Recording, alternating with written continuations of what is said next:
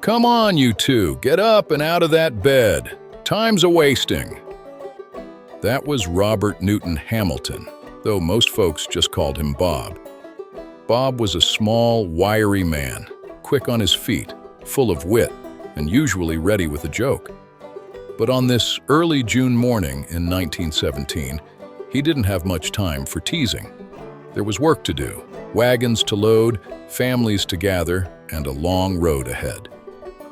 The Hamilton family was leaving Jayton, Texas, and heading back to Arkansas. Bob and his wife, Ina Isadora Newcomb Hamilton, had been married 13 years by then. They had started out in Arkansas, moved to Texas looking for good farmland, and had lived in several places before settling for a while in Jayton in Kent County. Now Bob had heard about some mighty good farmland back in Arkansas, and when Bob Hamilton got an idea in his head, well, it usually meant everybody else had better start packing. Inside the house, 10-year-old Gordon and 7-year-old Johnie were still half asleep when their father's voice pulled them out of bed. Gordon stretched and yawned, and then suddenly remembered. "This is the day we're moving to Arkansas." He poked Johnie in the ribs and said, "Come on, Johnie, let's go see if Dad has the wagon all loaded." That was all it took. Johnie jumped out of bed and whooped, "Hooray! Let's go!" In no time, the boys had pulled on their clothes and raced outside, with their little black dog, Ring, close behind them. Out by the wagon, Bob was talking with his brother-in-law, Tommy Haley. Uncle Tommy and Aunt Sally, along with their children, were making the journey too. And after hearing Bob and Tommy talk about that Arkansas farmland, Lum Jones had decided his family would join the caravan as well. 3 families, covered wagons, children everywhere, and a whole lot of hope. Uncle Tommy looked at Gordon and Johnie running toward them and grinned. "I sure hope this is a sturdy wagon, Bob. It'll have to be real sturdy to withstand those 2 young'uns." Bob laughed. His wagon was old, but he believed it would make the trip just fine, even with 2 high-spirited boys along for the ride. The boys inspected the wagon carefully and decided there was plenty of room. Then Gordon looked up at his daddy with a serious expression. "Dad, will we have room to take Ring?"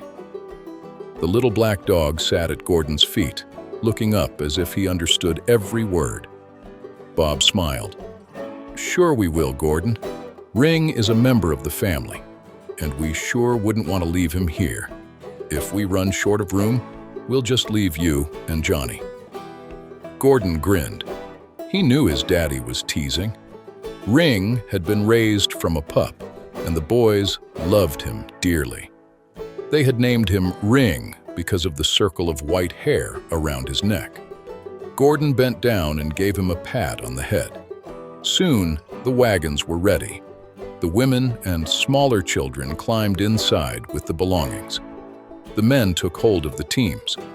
Bob didn't own horses yet, so Lum loaned him 2 for the trip. Uncle Tommy had 2 mules, and Lum had 4 good horses. It was a busy, noisy, exciting morning. There were children calling, grown-ups giving last instructions, harnesses jingling, wagon wheels creaking, and Ring barking as if he had important business to attend to. Then, at last, the covered wagons began to roll. Out of Jayton they went, 3 families leaving behind the life they knew, chasing the promise of a better one. Gordon and Johnie didn't want to ride inside the wagon. They wanted to walk beside it, free as the prairie wind. And Ring felt the same way. He trotted along beside them, keeping watch for jackrabbits and acting for all the world like he was one of the boys.